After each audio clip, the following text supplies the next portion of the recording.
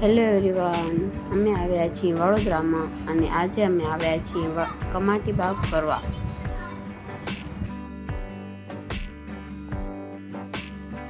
કમાટી બાગનું હું તો નામ જ સાંભળ્યો તો ખાલી, પણ આજે આવી ત્યારે ખબર પડી કે બહુ સારી જગ્યા છે. બાગ પ્લસ ઝૂ છે, એટલે આપણે બાગમાં ફરવું હોય તો ફરી પણ શકીએ અને ઝૂમાં જવું હોય તો ત્યાં પણ જવાય. ઝૂમાં જાનવરો અને પક્ષીઓ બધા જોવા મળે આપણને.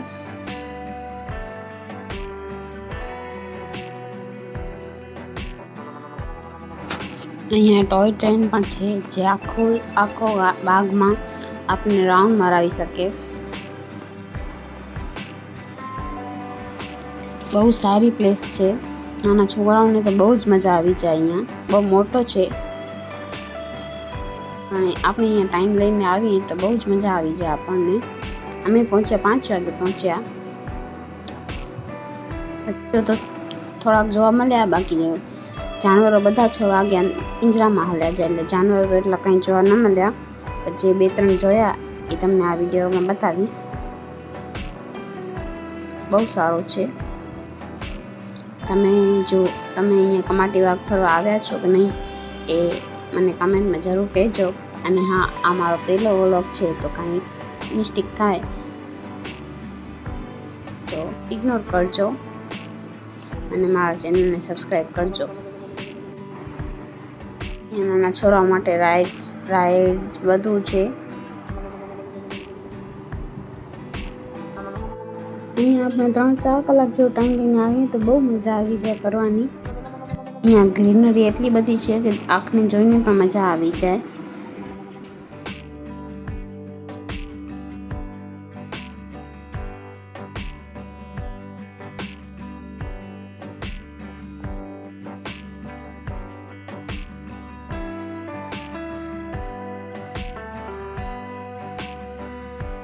હું તો વડોદરા જ પહેલી વાર આવી છું. આ જો પક્ષીઓ બધા આમ પિંજરામાં નથી, એમ ઓપન જ છે.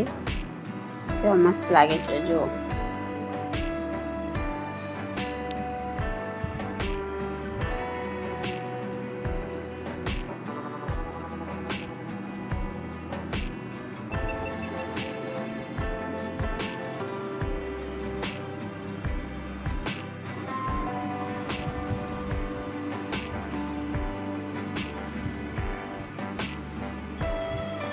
કેટલા બધા છે, અલગ અલગ જાતના પક્ષીઓ છે અહીંયા.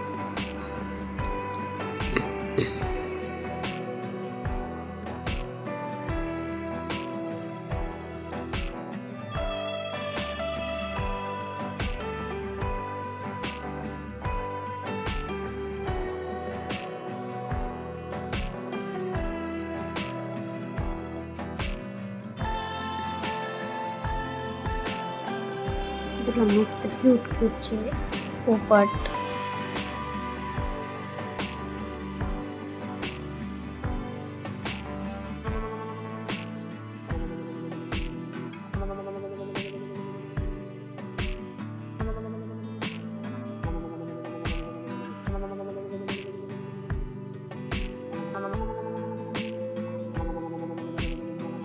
અમે તો અહીંયા બહુ ઝડપ કરી કે અમને જોવા મળે જાનવર બધા, પણ તોય અમને જાનવર બધા જોવા ન મળ્યા જેવા ખપે એવા.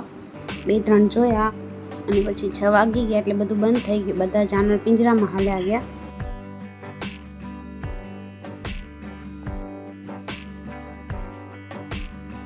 અમુક આવી રીતે પિંજરામાં પણ છે પક્ષીઓ,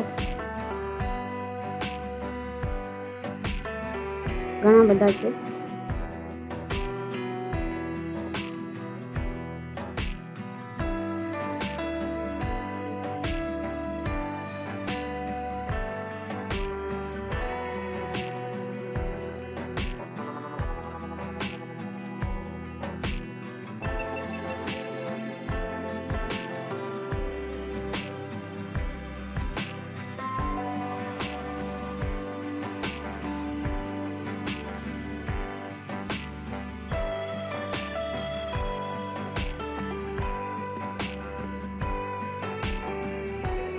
કેવા મસ્ત છે, ભગવાને કેવા મસ્ત રંગ પૂર્યા છે બધામાં.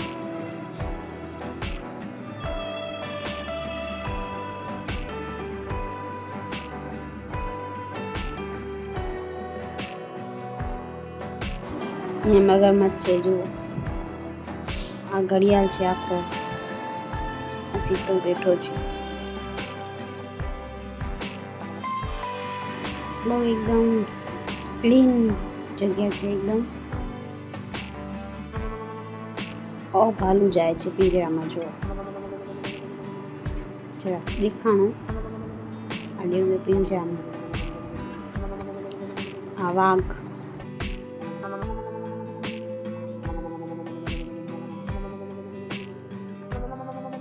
એ હમણાં જાશે જોજો.